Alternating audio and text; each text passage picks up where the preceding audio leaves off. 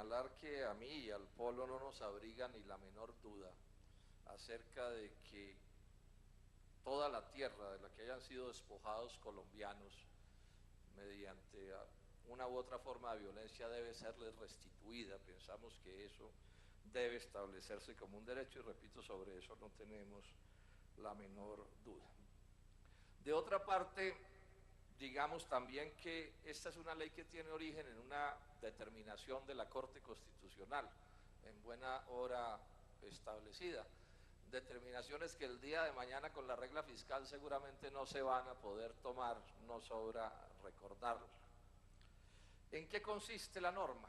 La norma dice que en ciertas zonas del país, no en todo el país, en ciertas zonas del país escogidas por el gobierno, donde haya habido violencia generalizada, se tramitarán restituciones de tierras a quienes las hayan perdido en un lapso determinado que no estoy muy seguro si es del 90 para acá o del año 95 para acá, pero de todos modos hay algún periodo en el tiempo en el que se aplica la norma. Al ciudadano al que se decidan los jueces restituirle la tierra, tiene básicamente dos grandes opciones.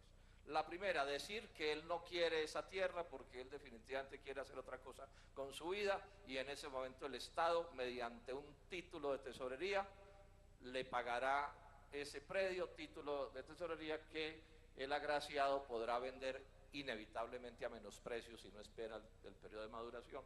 Y quien decida recibir la tierra tiene tres opciones: o se dedica a trabajarla, o la vende, porque también puede venderle, o la alquila. Bueno. ¿Qué va a pasar con esas tierras? Es una especie de misterio. El gobierno en la exposición de motivos dice que la gran mayoría, es la frase, no está interesado en las tierras. Y hay investigadores que hablan que hasta el 80% no están interesados en las tierras. Luego podría suceder que esas tierras o quedaran en una proporción muy grande en poder del Estado o en una proporción muy grande pasaran a otros colombianos distintos de los desplazados. Luego allí hay una incógnita sobre lo que va a suceder. Pero hay una cosa que está clara, señor presidente: cualquiera sea lo que suceda, y suponiendo que la ley lograre un éxito del 100%, es decir, que a cada desplazado de Colombia se le restituyera toda su tierra, con un logro del 100%, lo que a la postre sucedería sería que el campo colombiano quedaría idéntico en términos de tierra a como era en el año en que se establezca va a ser el punto de partida de la restitución. Luego Colombia quedaría con una estructura de tenencia de la tierra como la del año de 1990 o la del año de 1995, más los cambios que hubiera habido de propiedad, no por la vía del despojo, sino por la vía, digamos, de negocios lícitos. Aquí vale la pena mencionar una cosa: sea el año 90 o el 95 o el que se fije, ese agro de esos años era un agro por completo indeseable, a mi juicio. Era un agro lleno de pobres, de atraso productivo, de miseria, etcétera, etcétera. Luego es bueno dejar claro cuál es el alcance de la norma. Aparece entonces una discusión que yo creo que es muy importante que hagamos, y es sobre lo que queremos detenernos, porque curiosamente estos aspectos que voy a mencionar nadie los menciona, y resulta que son pilares de la política agraria del gobierno nacional y sobre los cuales se ha guardado silencio. Es decir, ¿qué se va a hacer con la tierra? En términos productivos y en términos de utilización, digamos, de las áreas. ¿Qué se va a hacer con la tierra?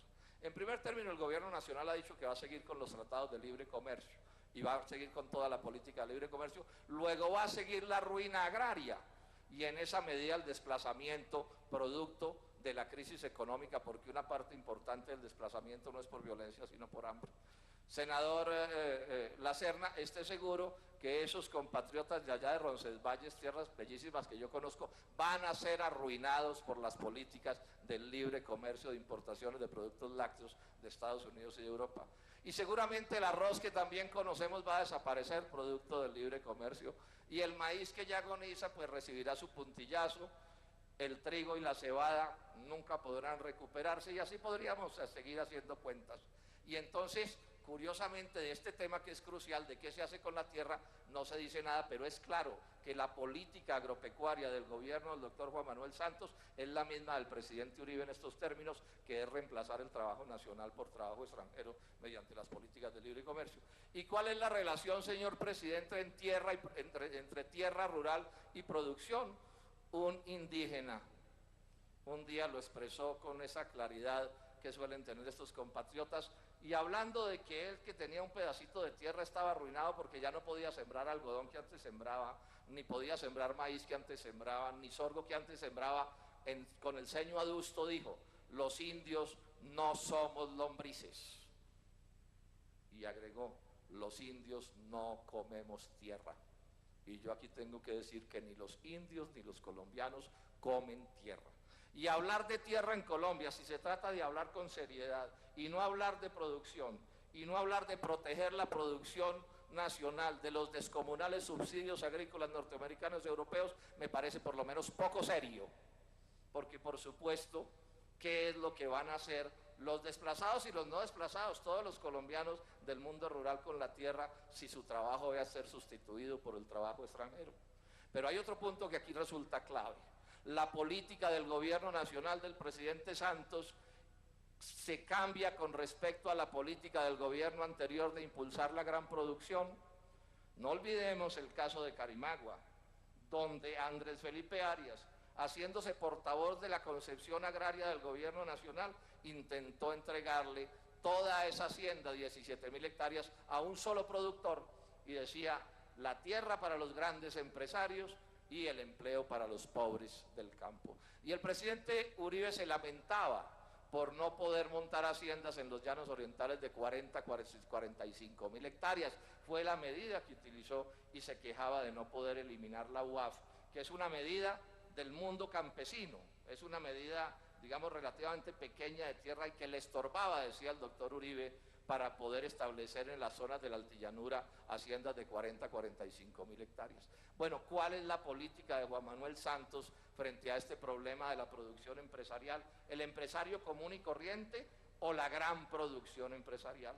Bueno, quien mire el programa de gobierno del doctor Santos en los artículos 53 y 69 y oiga al ministro Restrepo, entenderá cuál es la política de tierra y de producción de la actual administración, producción que tendrá que ser en palma africana y en pocas cosas más, porque esta palma africana no compite con los productos importados. Dice el artículo 53 que la política agraria de Santos son unos cuantos cultivos de pan coger y gran producción empresarial, señor presidente, gran producción empresarial. Y en el artículo 69 dice que se desmontará la UAF, la unidad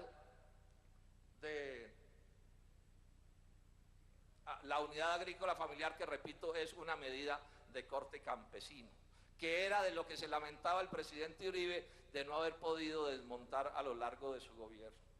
Cuando le pregunto al doctor Juan Camilo Restrepo que cuál es el problema con la UAF, que está, repito, su desmonte en los 110 puntos del gobierno del doctor Juan Manuel Santos, me explica que sí, que la van a desmontar, señor presidente, que van a recurrir a algún tipo de expediente dentro del INCODER, porque modificar la ley es muy difícil, pero que la van a eliminar y que se la van a pegar a las zonas de desarrollo empresarial para que esta medida, que es una medida de economía campesina, se convierta en tierra para la gran producción empresarial, que es parte del programa del doctor Juan Manuel Santos, y que de pronto a eso le podrán pegar unos cuantos campesinos. Eso es lo que a mi juicio se llama el modelo Carimagua. Pero no se queda aquí la información. El 26 de agosto pasado, el doctor Juan Camilo Restrepo, en la convención de la Asociación Bancaria, explicó que el modelo agrario de este gobierno se asemejaba al modelo del Cerrado brasileño, que todos sabemos es un modelo de gran producción empresarial, y decía Restrepo que había que entender que el desmonte de la UAF como medida campesina había que acompasarlo con otras políticas como las que habían hecho en el Brasil. Y dijo también en esa misma intervención el señor ministro de Agricultura, señor presidente, que había que tomar los recursos de las regalías para desarrollar grandes emprendimientos agrarios, fue la frase que usó. Luego está claro, a mi juicio, que la política agraria, la política de tierras en última, de la actual administración es la política de la gran producción empresarial. Y cuando le inquirí, le pregunté, señor ministro, ¿qué opinión tiene este gobierno de que anden por ahí, por ejemplo, inversionistas chinos queriendo comprar 400.000 hectáreas que estuvieron en la SAC haciendo ofertas, 400.000 hectáreas para desarrollar con productores chinos y para exportar? Cuando se pregunta sobre qué sucede si Colombia se dispone a vender o a facilitar que inversionistas extranjeros se queden con grandes porciones del territorio nacional, y andan por el mundo inversionistas extranjeros detrás de 1 millón de hectáreas de tierras en Madagascar, y hay un debate mundial en Brasil y en Uruguay y en todas partes si se le va a entregar las tierras de las naciones al capital extranjero. El ministro Restrepo me dice que a él le parece que en esos casos se les podrían entregar las tierras en usufructuo, que es lo mismo que se quiere hacer con las tierras de la altillanura, en las que puedan saltarse la medida de la unidad agrícola familiar. Yo desde ya digo que me parece una desproporción y que este tema debiera debatirse con seriedad. Entregarle porciones inmensas del territorio rural colombiano a los inversionistas extranjeros. Senador Antonio Guerra de la Espriella, yo pienso que esto tiene que ser un tema de discusión, a cómo se va a ir el precio del suelo en Colombia, cuánta champaña tiene que producir una vaca para que pueda pagar la rentabilidad de fenómenos económicos como estos que estoy mencionando, en el que está en juego también la soberanía nacional. Por último, señalarles una cosa a los colombianos que se conoce también poco, que es parte de esta política. Hemos oído al ministro muy interesado en el problema de la titulación de un país que efectivamente tiene un atraso inmenso en lo que tiene que ver con titulación de predios rurales. Y si leemos al ministro Carrasquilla ayer en El Espectador, preocupadísimo también con la urgencia de titular millones de predios rurales, y todos están hablando de ellos, y es parte de la política de esta ley que estamos discutiendo, titular cantidades de predios. ¿Por qué tanto afán en titular después de tanto tiempo? Y repito, yo no me opongo a que se titule, pero miren ustedes lo que dice el Banco Mundial en un documento del 2007 para Colombia, que hay que promover la movilidad de los derechos de propiedad y estimular, repito, la movilidad de los derechos de propiedad. ¿Eso qué es lo que quiere decir en idioma corriente? Estimular la compraventa de predios, y agrega, para que con los predios se queden los usuarios más eficientes. Los usuarios más eficientes, que a mi juicio en el cuadro completo son los usuarios de la gran producción empresarial. Todo esto lo estoy diciendo ¿para qué? Para que el debate se abra completo, para que hagamos una discusión con toda la seriedad en las universidades, en las academias y en todas partes, y discutamos el paquete completo.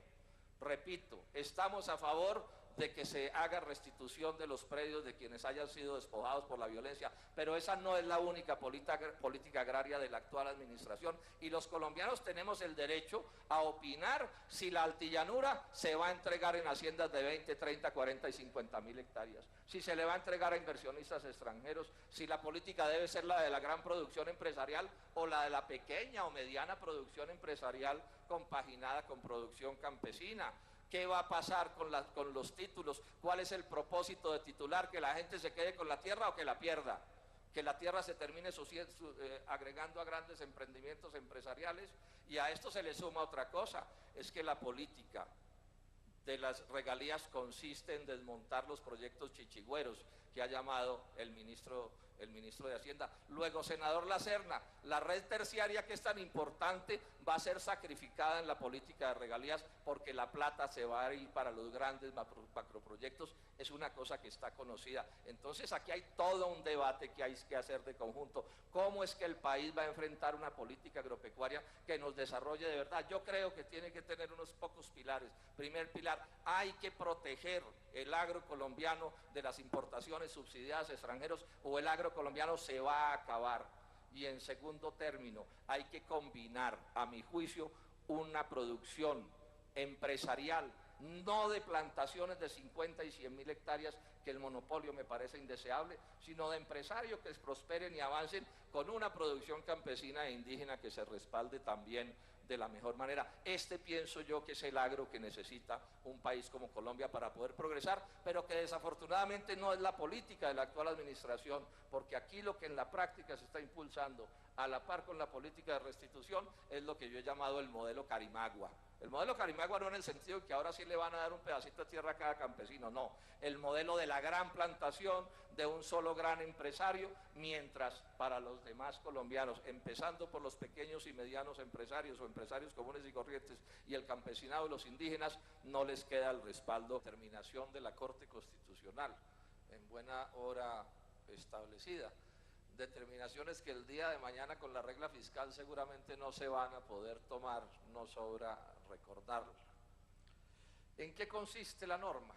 La norma dice que en ciertas zonas del país, no en todo el país, en ciertas zonas del país escogidas por el gobierno, donde haya habido violencia generalizada, se tramitarán restituciones de tierras a quien las haya. Señalar que a mí y al Polo no nos abriga ni la menor duda acerca de que toda la tierra de la que hayan sido despojados colombianos mediante una u otra forma de violencia debe serles restituida. Pensamos que eso debe establecerse como un derecho y repito, sobre eso no tenemos la menor duda.